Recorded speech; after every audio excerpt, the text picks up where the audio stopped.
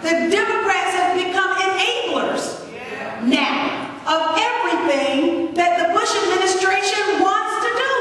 There's little difference between the Democratic majority in the Congress and the Bush administration. So now if we can get 5% out of this, then there's something wrong with our country.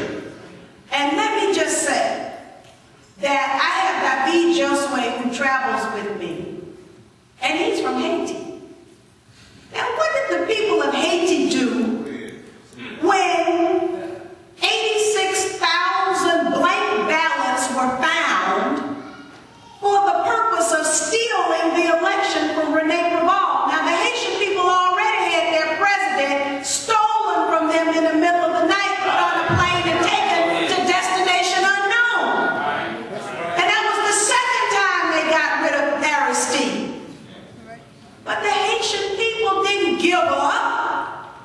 The Haitian people used every means available to them to make sure that their political voice was heard and that their votes were counted and that the process had integrity. And that's why Rene Preval sits as president of Haiti today. The only reason, because the Haitian people demanded that it be so.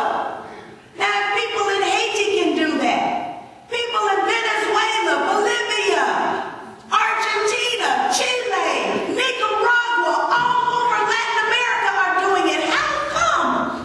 You're going to tell me we can't do it in this country? It's impossible for us to think that it's impossible. So it's only 5%. And the 5% comes from rooms that look like this, where we have every persuasion of human being in it.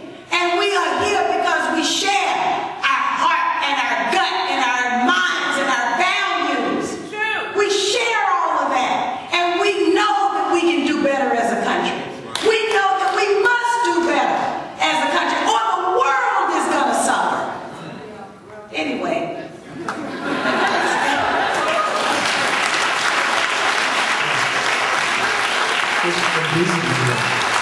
Recently it occurred to me that the reason why the Democrats don't want to impeach these guys is because then they'd be stuck with the war, and they don't want to stop it. So they don't want that on their hands.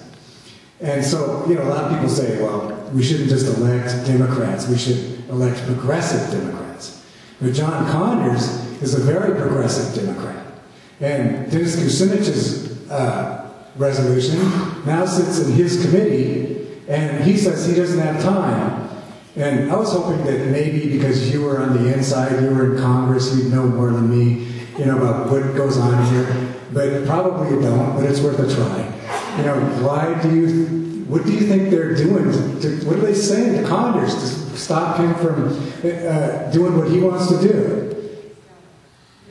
Well, you know, I don't know what Nancy Pelosi is saying to Conyers or anyone else, but what I will say is that it would be wonderful if we could have people from all over the country who think like us decide that government of, for, and by us really does mean us, and that we run for office. Now, you know, for me, well, I used to do a report card when I was in the Georgia legislature. Oh God, everybody was so upset with me because I would put the blacks and the whites on there. And I would give the report card, how they voted, and then I would travel around the whole state of Georgia. And I would tell people how their representative voted on key pocketbook and values issues. Something that people didn't have access to that information. Now, as a result of that, when the report card came out, then the votes started to straighten up a little bit. It's called accountability. So who has been held accountable the most in this decade in the United States Congress? Me! Me!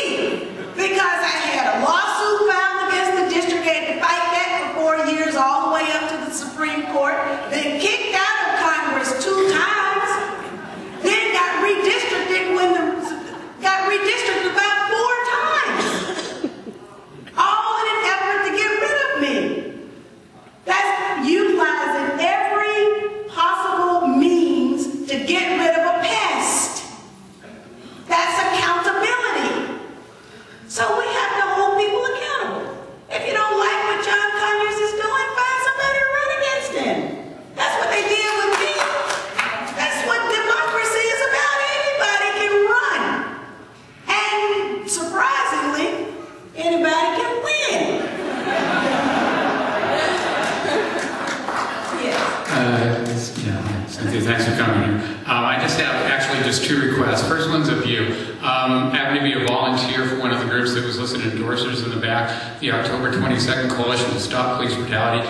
Just a small request. I know it's a small thing, but when you're talking about like the officers who shot Sean Bell, things like that, please don't refer to them as rogue, because that's implying that somehow, you know, their goal is to protect us. If they were really rogue, their commanding officers would be punishing them. You know, and I mean, the police have never been here to protect us. They've always been to scapegoat, to repress. And you know, they repressed labor back in the 30s, they repressed the civil rights movement, the anti-war movement back in the 60s. You know, again, it's a minor thing, but just... I understand. I don't want to make a blanket indictment. You know, my father was a police officer for 20 years. And, but he never got a promotion because he was a pest too. So there are some good police officers who really do want to protect the community. My dad tried to, but he couldn't. Yes, my sister. Hi, I was a little bit concerned about the fact that you had been positioned at one time in Congress and you are a black female, and I feel privileged to address you on this evening because you are a black female, but I'm a little bit I guess disenchanted with the aspect of the fact that there will be a march on the 16th of this month. And I don't really understand exactly what we are attempting to do. This is 2007, the 21st century, and we're still being oppressed with the same flim-flam that Malcolm X talked about and Dr. King. So I'm really concerned about what really is our agenda, because I'm really concerned about what I heard last night with a white gentleman that wrote a book called, I think it was The Heart of Whiteness. And then he talked about different things involving white supremacy and our place in time in terms of the course of history and where we're headed. And that's what I'm really concerned about, you know, because like they say they want our vote, but what are we really aiming at because of the fact that we're still up under this racist domain? Well, I agree with you that we have to really be careful, one, about the way we vote and how we cast our vote. We also have to be careful about, Dr. King said it's not just that we want the Negro in Mississippi to be able to vote, but we want the Negro in New York to have something for which to vote. And at this point, unfortunately, it appears that there are people who are trying to foment black against Latino, white against black. They're fomenting this. And at this particular time, it's particularly dangerous because we've got a different set of laws now that are in place. And those laws, some racial strife can kick off certain presidential decrees and states of emergency that things could happen that we could never have expected to happen. And that's why the unity message has to be one that we carry out, because the alternative is more dire now than it could have been even back in the 60s and the 70s, I think.